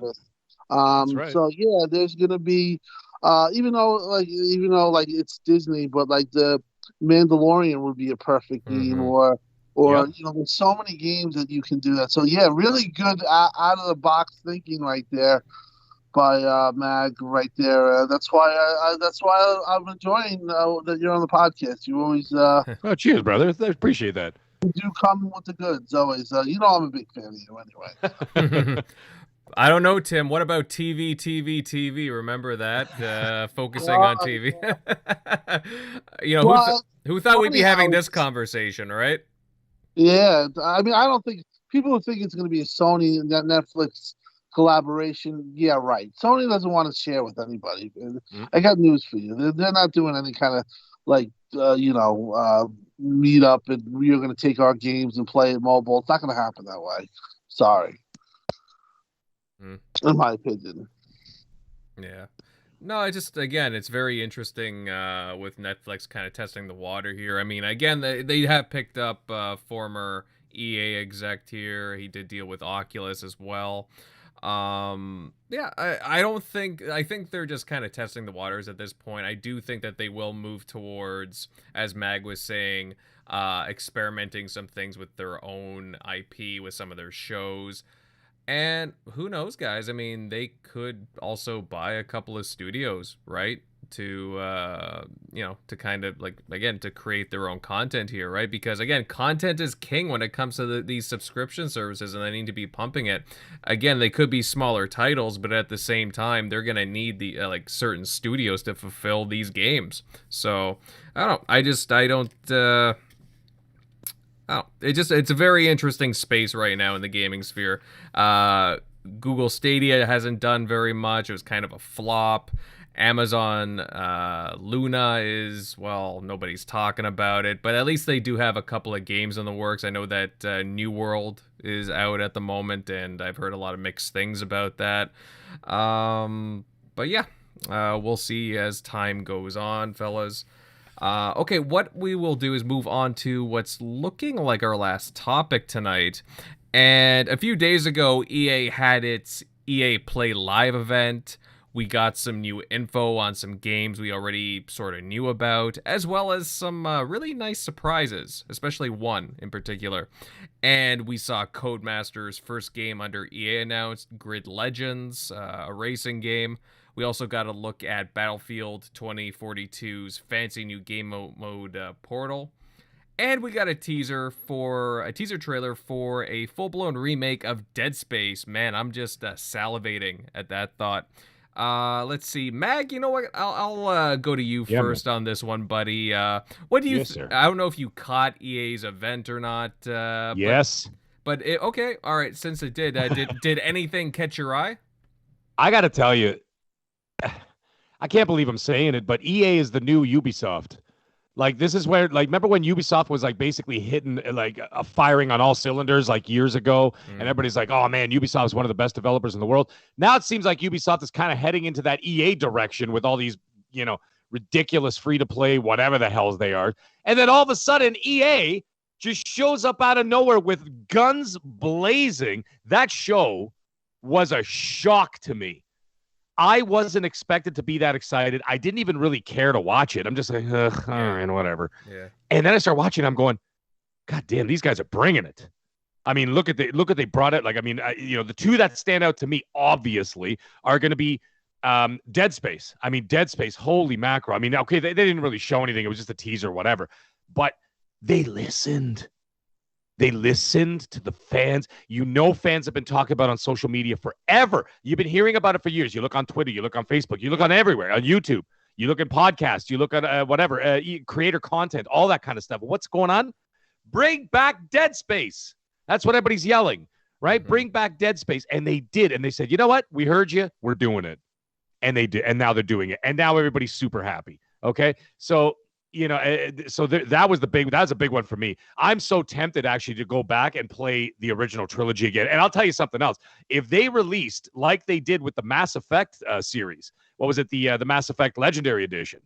Okay. If they did that with the Dead Space games, I don't care that it's in Game Pass. I would buy it. I would buy it. Okay. A remastered trilogy with all new achievements and everything else, whatever, I would 100% be there day one to whet my appetite before I play this complete remake of part one. I'd be down with that 100%. You never know. That still might happen. You know what I mean? They might have somebody working on it and say, hey, listen, Dead Space is coming along. It's still a few years away. But to whet your appetite, here's a legendary edition trilogy, whatever, of the original Dead Spaces. They've remastered, you know, better graphics, better gameplay, whatever, right? 60 frames per second, 120 if you want to get crazy, whatever. Okay, that stood out to me big time. The other one, and now this one has deeper ramifications to me, is Battlefield 2042. Mm-hmm. This game, first of all, that whole Portals thing, first of all, when they showed it at what's it called there at E3, I was like, okay, It's not going to do anything. That's my initial thought. I actually said, I was on one of the live shows. I think it was with Mr. Boomstick XL. We were doing a live show or a live reaction to the show, and I told him, I said, Boom, I don't think this is going to work, man. I go, you got no campaign. It's multiplayer only. I know some people like that, or a lot of people like that, just the multiplayer, whatever. And I'm like, this is just not, and it's not going to be in it from what they said, at least for now. They said it wasn't going to be in game. No one said anything about Game Pass. So I'm like, okay, so I guess it's full price.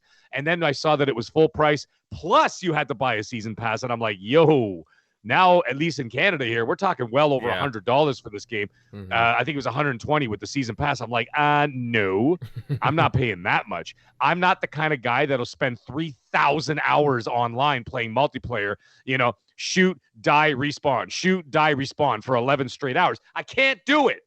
I need something else to do. So anyways, I thought this game was going to fail. But then I saw the little bit of a deeper dive that they did in this Portals thing and everything. And I'm like going, holy macro, they are adding dimensions to this that is actually, you know, there's something behind it. There's weight behind this game now. Mm-hmm. And now there's infinite possibilities of what you could do. You can matchmake. You could create your own game, essentially, right? You could create your own story. Yeah, we're going to start here, then we're going over there. You know, we're going to be in this battlefield, and then all of a sudden we're going to be in Bad Company 2, guys. You know, whatever. That's unbelievable to me. And bringing up these old maps and all this other kind of stuff. This is a really wild idea. Now, the other thing that I was thinking about when I saw this is that this whole thing, everybody's sitting around going, well, you know, the other big problem is that this might have a Titanfall 2 situation, because now you're going to be wedged somewhere between Call of Duty and Halo Infinite, being the two premier first-person shooters of the fall. And I'm like, Battlefield, unless it goes into Game Pass day one, it's dead. It's dead in the water. It's dead on arrival against those two. And like I said, it'll be like a Titanfall 2. Now, I'm starting to think, as they're saying, first of all, they haven't even really announced, the Halo Infinite situation going on, probably November, right? At this point. You know, I know, Rand was talking about, he says there might have been a surprise drop. It was his hope that there was a surprise drop in September.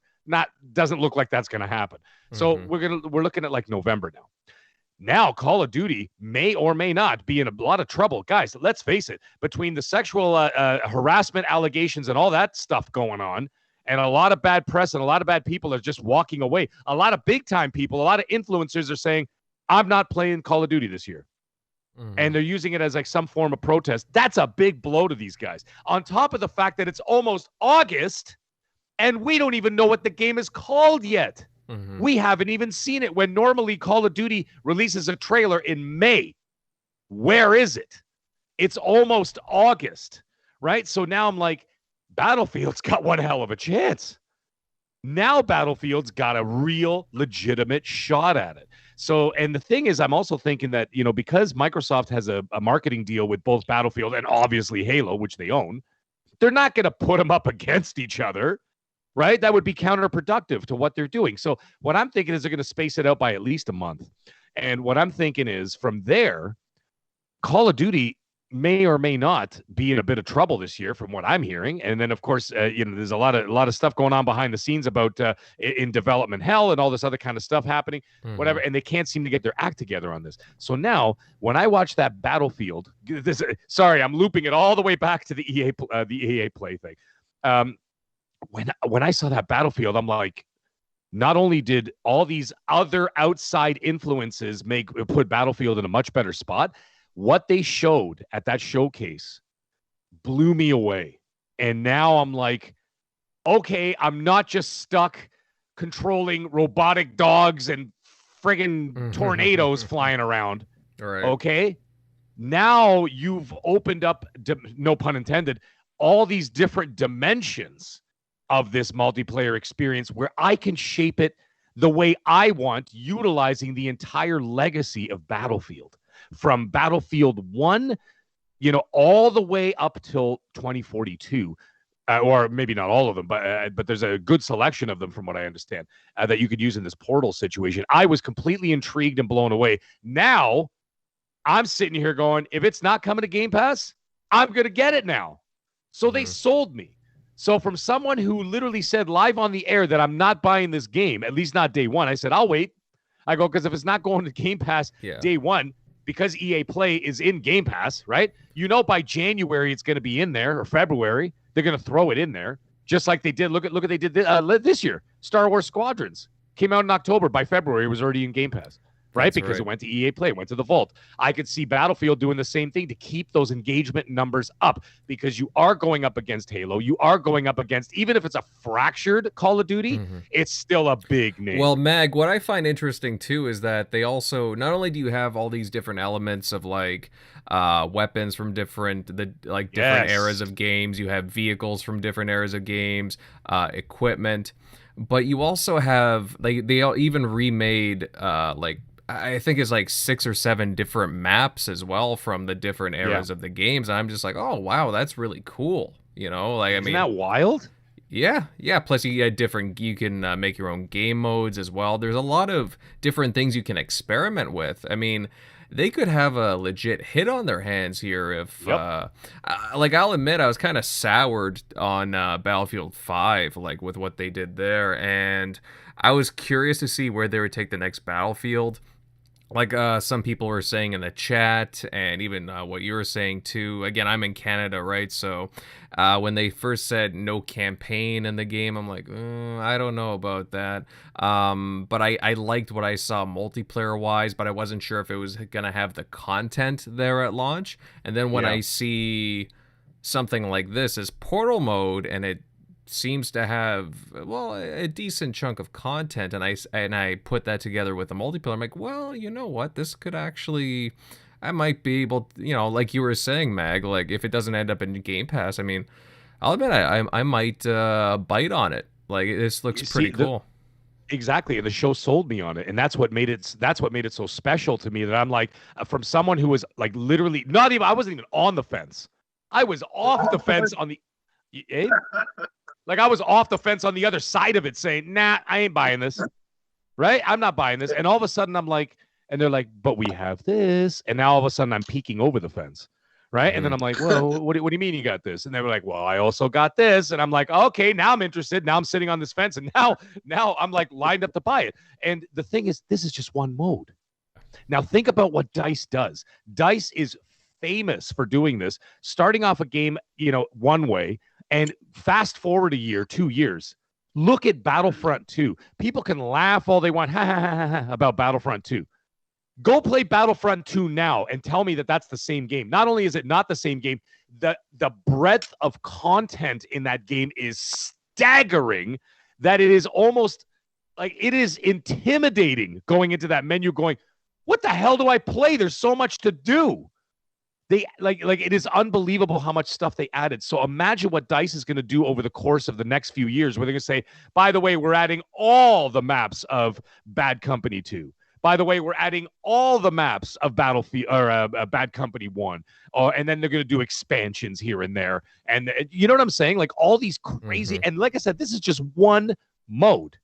This isn't the whole game. That's just one mode. God knows what else they got going on.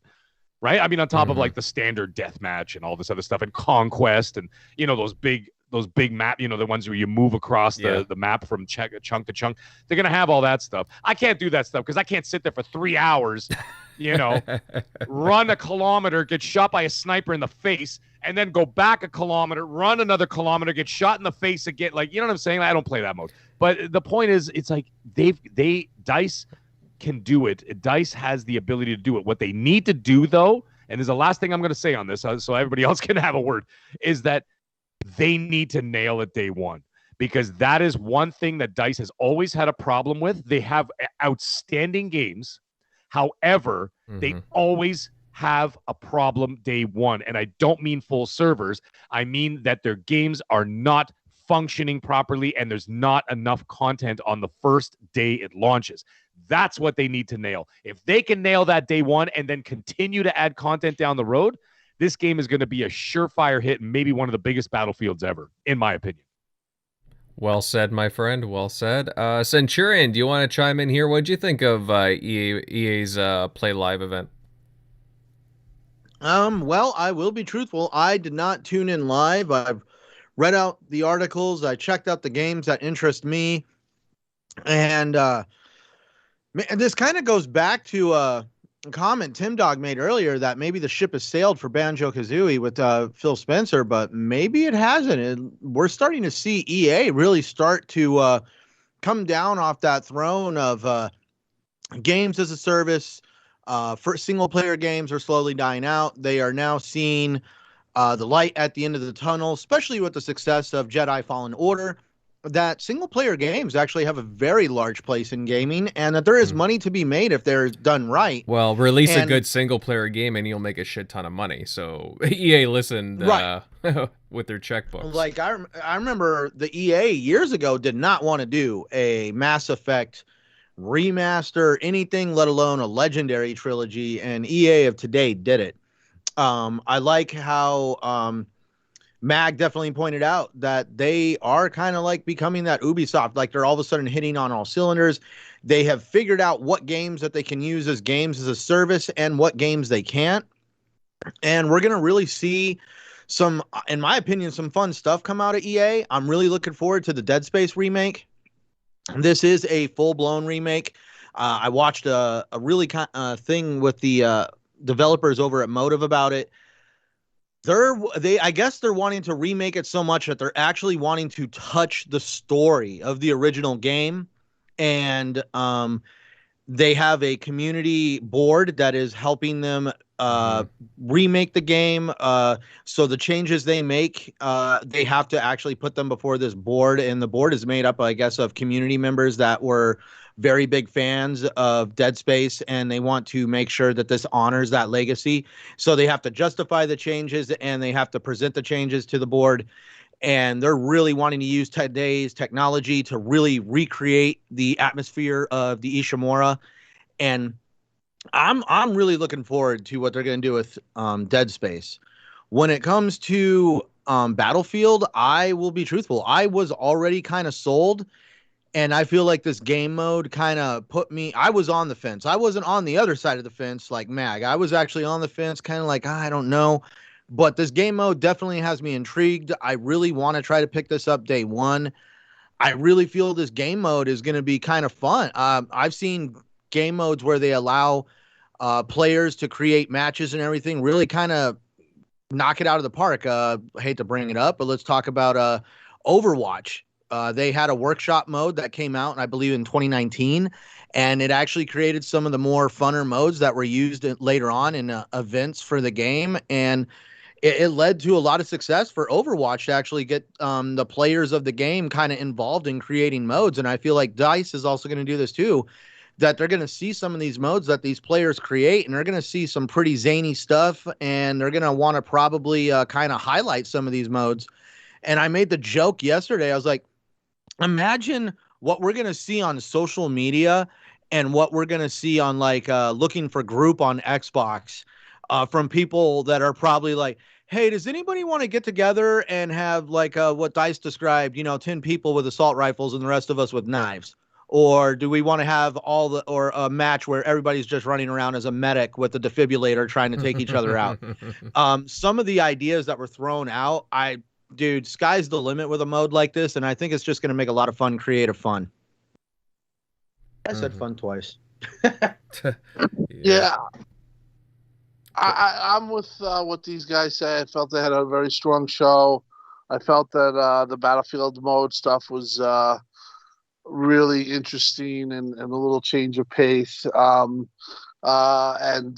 for sure. I do not think this game is going to, and I was always one of the guys that said, don't get your hopes high on the, I think we all would love it for it to be a day one Game Pass.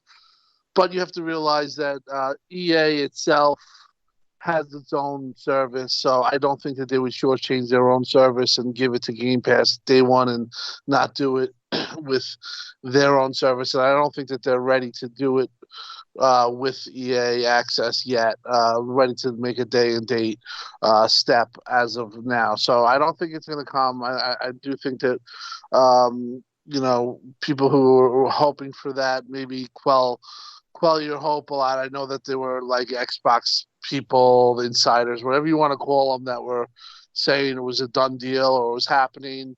And people were pushing back when they heard that it might not happen and all this stuff. And they were blaming Xbox, but it's not Xbox's fault for somebody making something up that's completely not true. So just to keep that in your back pocket. I do not think it's going to be day one. I do think, like Mag said, it'll come just like everything else comes to EA Access. It'll come to Xbox Game Pass Ultimate 3 to 6 months or whatever it is after the fact.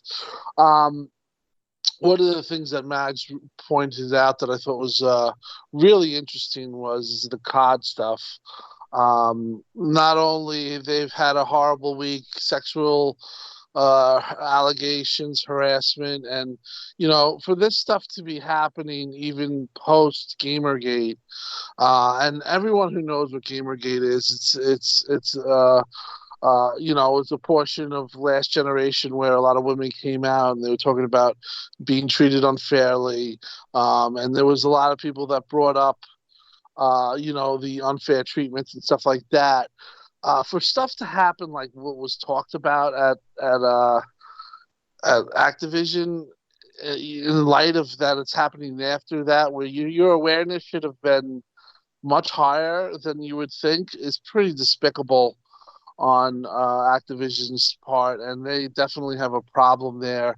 Some of the stories were really kind of like gross, and I do think that maybe this is the year that COD takes a step back. And one of the things, and I've heard this not from pretty reputable people, that there'll be some delays that surprise people in the fall, and whether that's Horizon or if it's and I think that maybe what was hinted at was Call of Duty, and it makes sense if that got delayed, like middle-aged gamer was saying, like what do we know about the next Call of Duty? It is August or almost August, and we do not. What do we know? What have they talked about? We don't even know the name. I don't even think so, to be honest with you, Tim. Like, I think there's it's so still few referred details. to under developer code names. It's not even been officially announced on the title. And they had to call in their other studios to come help them. Yeah, because they were crashing and burning. So I'm completely with Tim Dog on that whole situation. That regretfully, I think this situation with the lawsuit with Activision Blizzard is going to turn into a very messy deal that I think that they're going to have to focus all their attention on. And I'm with the guys that think that Call of Duty is potentially going to be delayed. Yeah, and you know what? I had talked about that recently on the show, that I had mentioned that point, that I did hear that there's going to be some surprises, and that the big thing right now is that people can't land dates, and that's obviously true. Horizon Forbidden doesn't have a date. Halo, I think Halo they're going to have a date. They're just probably wondering where they can slot in, and to see if Call of Duty makes it out of quarter four. But man, that's an interesting comment and interesting stuff that actually made me really think that Call of Duty, they better start talking, or we might better get some type of news. The stuff that you don't want the type of news to be what we just heard last week. And yeah, with the showing that EA had with Battlefield, and the strong partnership they have with Xbox, I do think that they're not going to conflict with Halo. You could have a really nice holiday, for gaming in general. You have Halo, Battlefield, and if Call of Duty makes it, obviously Call of Duty. But I do think that Battlefield might actually challenge Call of Duty. Who knows?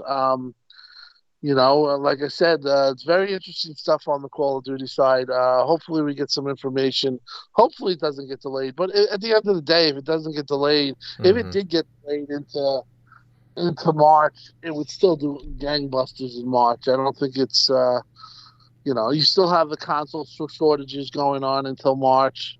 So there's a number of reasons why they probably could delay it. And as far as the Dead Space, yeah, I like that they announced it, but part of me really would love to see a new Dead Space with a new engine, a new game.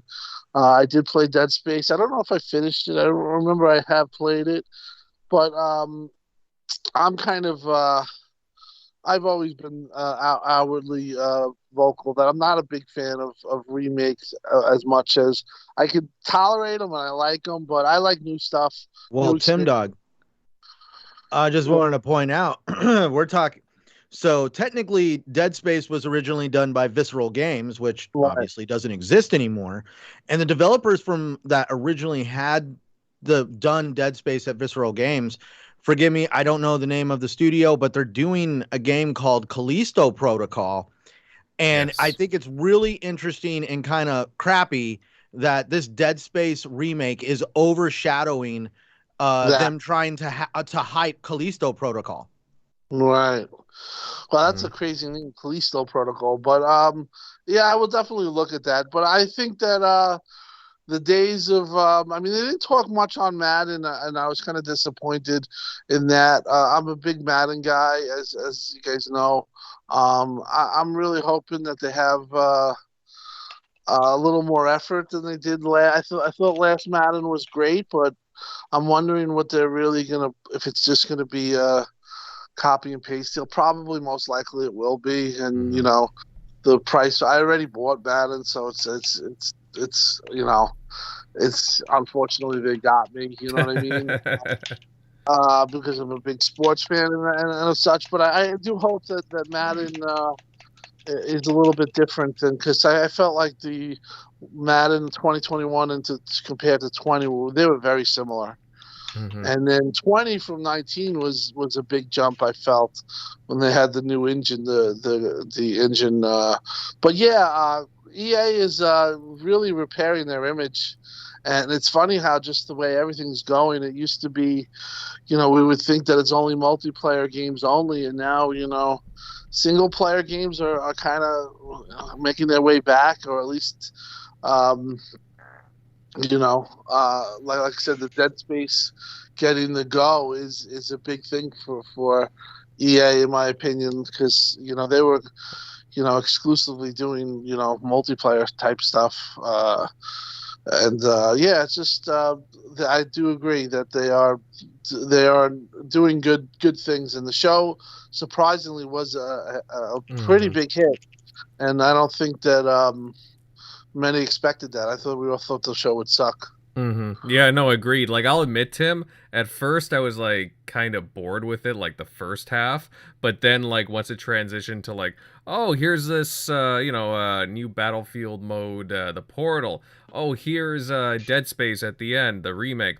And then even like a little bit before that too, we saw this EA original again. I think it's called Lost in Random. It's a Tim Burton kind of inspired looking adventure game, and I thought that looked pretty cool too. So, yeah, they had a few things. Like, again, they had, since they bought Codemasters a few months ago, they unveiled that new grid game as well. They had a few things there that caught some people's eyes. Shockley, buddy, I know that you're a pretty big Dead Space fan. What did you think of the announcement? Yeah, I was pretty hyped because we've been hearing like rumors and leaks possibly about that coming, so it's nice to see that. Definitely looking forward to jumping into the first one again with that remake. That looks like the first one was great with this atmosphere, with that like Event Horizon feel, but like this one with the realism jump from the first one to what they do with this, and it's next gen only. This is going to be pretty exciting. And then as far as with the Battlefield, I don't think they were ever in any, like, the thing with Battlefield is it was going to live because of the hardcore. It was never going to be like fall by the wayside, like kind of like Titanfall. And if you play Battlefield, especially if you go back to the last modern one they did, the Battlefield campaign on that one was, I never even played it because it was such just mediocre, just like short tiny campaign that they just kind of slapped onto it. And I'm used to paying the $100 anyway, because when you play Battlefield for the multiplayer, you end up paying for the season passes that get you these huge detailed maps, because they add a ton of content for that extra like $40 plus new weapons and everything. Yep. And I mean, at least you get the EA Play discount, so it's already knocked off like close to $10. So I mean, I'm super hyped with that, and the what they showed off in like the trailers they've showed off so far, just that looks like on a whole nother level. I don't know any game that's doing like the stuff they were showing, like that amount of people. You're gonna do crossplay with PC, so that's gonna be great. And then I think it's great that you still have the Visceral guys that went off. They're making, doing their own thing. That's going to just help with competition from the people remaking or doing the remake, and then hopefully that spurs into we actually will get. Remind me if anyone's played. Maybe spoilers here. I think with the third Dead Space, they kind of made it so you can't really do a sequel, but I didn't finish the third one. Neither did so I. Not yet. From what I've heard in some other podcasts, from something like that. I don't know if where that went on, like if it killed, I don't know. But if they can do somewhat of a sequel or some, that'd be great to continue on like the Dead Space IP. So if you have that Dead Space IP and then whatever the Visceral, one of the head devs is doing over there with the Protocol game, that's just going to be great. It's going to get more and more horror atmospheric, because we don't have very many games like this in the, we got Evil Within, but some of this in kind of that gets that sci-fi horror niche. There's something with it in like space that just makes it a lot more, because you're in a lot more like airlocks or things that are a lot more tight closed corridors, off and claustrophobic. So I think that just adds to it. And then with the whole space and the silence, that part to it. So that's going to be great. Those are the two things that I hit on, but I haven't played Madden for ages. I used to play that every year and just like die hard, get into it. And then it got too samey. They didn't do anything. They took, and when they would make great things with like each year they would add something like cool. And then they started to like take things away. It's like, oh, we added this cool thing this year. And then the next year, oh, we totally took that away and we added this instead. So that's where it got me, where I was just like, okay, I'm kind of done now. And I don't think they've even done anything like when they used to do with the when they had the abilities. That was really cool back in the day. I think it was like Madden 08 with Vince Young, where it had like the certain players would have like a rocket arm, or certain players would have like could do like, spectacular catches. Like that added kind of some flavor to just, hey, copy and paste Madden. But then they just haven't really done stuff like that in a while. So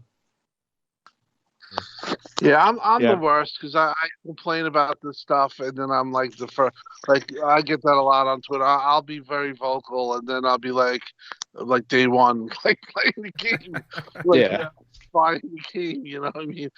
But I just I'm hopeful that they add some stuff to make it.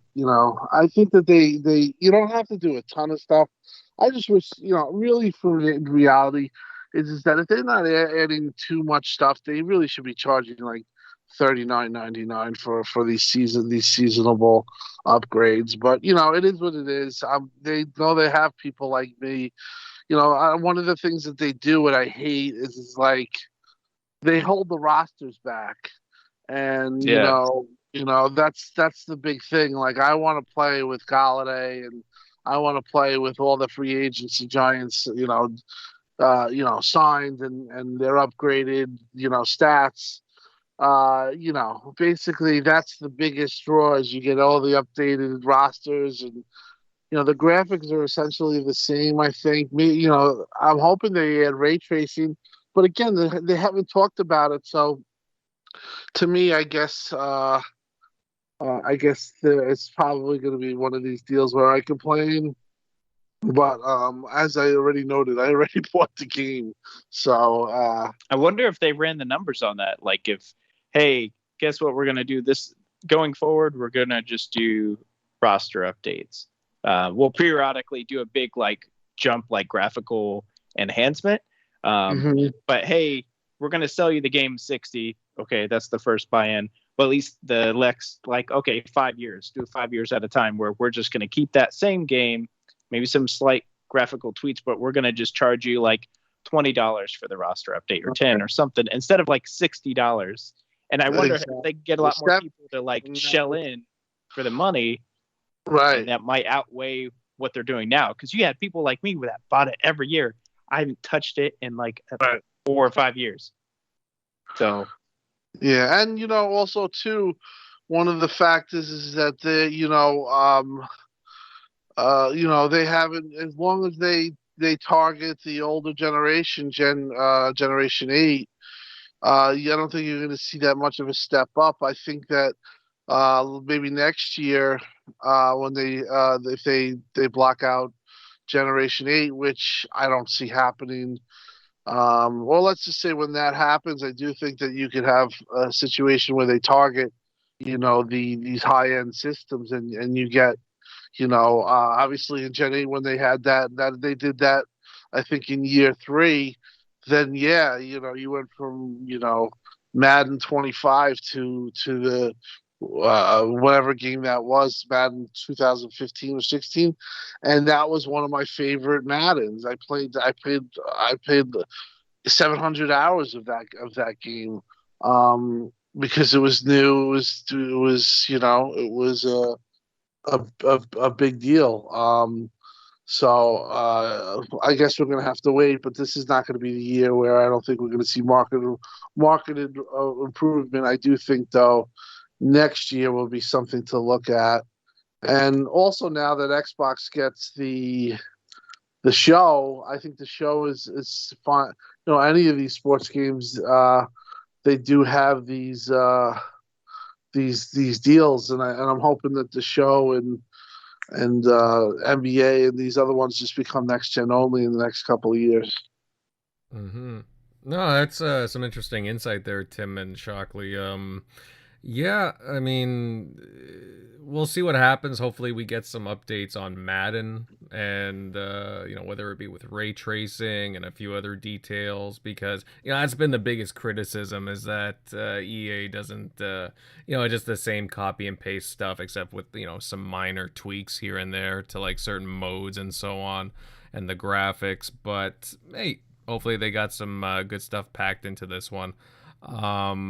All right, guys, I think on that note, we'll start ending things off. And you know what? I gotta say, really fun show tonight. We definitely touched on a lot more than I expected, which is fantastic. We got through details on Halo Infinite's beta, Psychonauts 2, EA Play Live, Netflix's entry into gaming, and lots more. As always, great crowd tonight. Saw some new faces in here. Welcome, everybody. It's great to see always, new people coming to watch the show. We really do appreciate the time that you awesome people spend with us. If you haven't done so already, please consider leaving a like, subbing to the channel, and share this across social media. And with all that said and out of the way, let's get to the outros, and we'll start with our guest, Mag. Buddy, thanks for hopping on here. Really appreciate it, bud. You have such powerful, keen insight into the gaming scene, and just really appreciate your takes on things. Where can everybody follow you at? Well, I appreciate you guys inviting me tonight. It was a pleasure. I had a lot of fun, even though I was only here for about an hour or so, but great time. And chat, you guys were awesome too. I saw some familiar faces in there too. And anyways, guys, you could follow me on Twitter at the Middle Age Game Guy. That's with a GY at the end, of course. And if anybody wants to game with me or even just say hello, you can find me on the Xbox Series X or on the PlayStation 5. All one word, all capitals, because I don't know how to be quiet. I am the Mag, and that is with 2 G's, and that is my name, yes. If you guys want to check out any of my other shows, Monday nights, I am on Primetime Gaming at 7 p.m. Eastern with Mr. Boomstick XL and friends. Tuesday night, 10 p.m. Eastern, I am on Gaming After Dark. That is with Mr. Noof Nukem and Titan Drago. And, of course, I'm here tonight. And actually, I think it's going to be next week or the week after. No, I think it's the week after. I'm going to be on BRAP, the Basement Radio Arcade podcast with none other than Enrique and crew. So we'll be tangling in a few weeks there. So anyways, guys, it was great topics, great conversation, a good time. And everybody have a great night. And we'll see you all soon. Well said, my friend. Again, thanks for jumping on.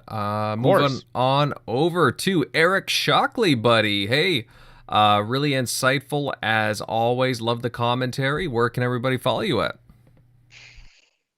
Yeah, as always, you can follow me at Shock Nero on Twitter, Easy Shock on Xbox Live. But yeah, thanks for Mag for stopping by. Man, you and I know everybody says this, but man, I get you. And I was like, wait, did we get Mooch in this podcast? I know. And you know what's funny? I've done 4 shows with Mooch on the same show. And the funny thing is, when you hear both of us talking at the same time, we don't sound anything alike. But when you separate us, no one can tell the difference. Yeah. And I've done 4 Crossfire podcasts with him. And people are like, no, I can tell the difference. I can tell the difference. But then if I'm on another show, they're like, is that Mooch? It's so funny. Or you get blamed for something he said. Yeah.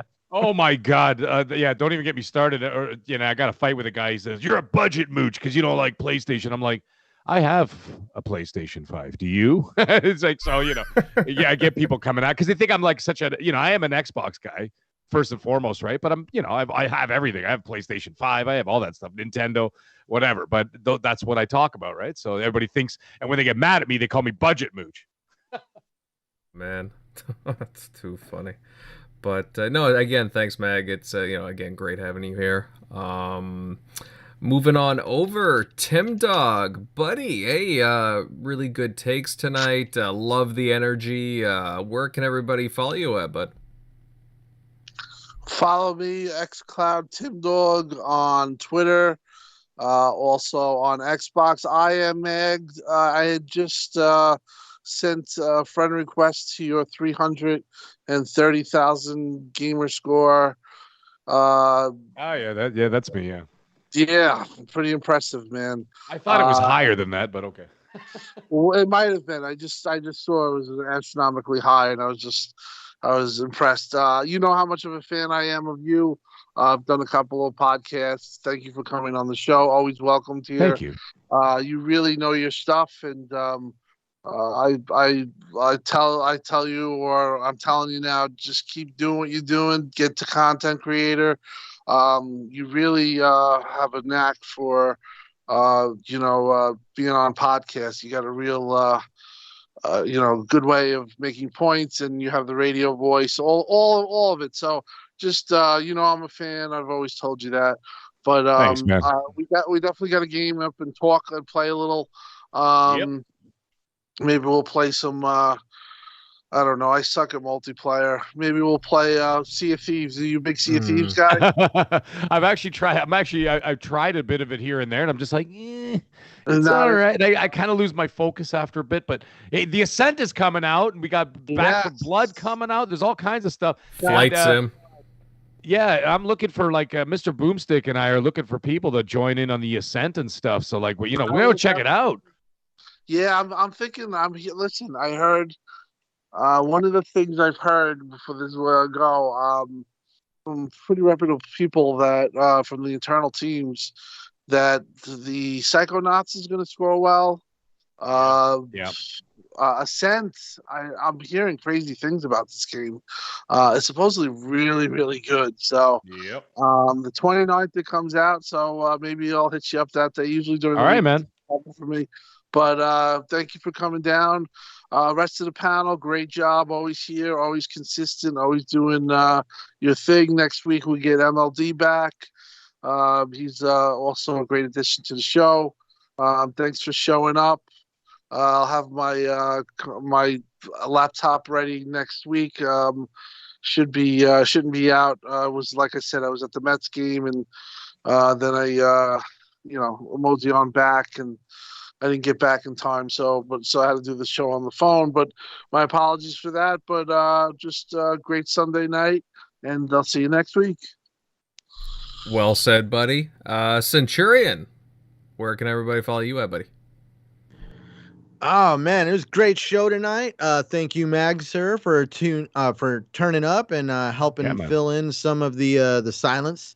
Definitely, for those interested in finding me, please check me out at Centurion1307 on YouTube, Xbox Live, and Twitter. You can also find me every Saturday night on the Shop Podcast and every Sunday night right here on the TXR Podcast. Good show right there. All right, and to round this show out, this is Invader, and you can find my content on YouTube over at Invader Gaming. I'm also on a number of alt media sites, such as Minds, BitChute. You can follow me on there, same name, Invader Gaming. Great show tonight, everyone. Again, we really appreciate you checking us out, and we cannot wait to see you all here next Sunday. Have a good one, guys. Peace out.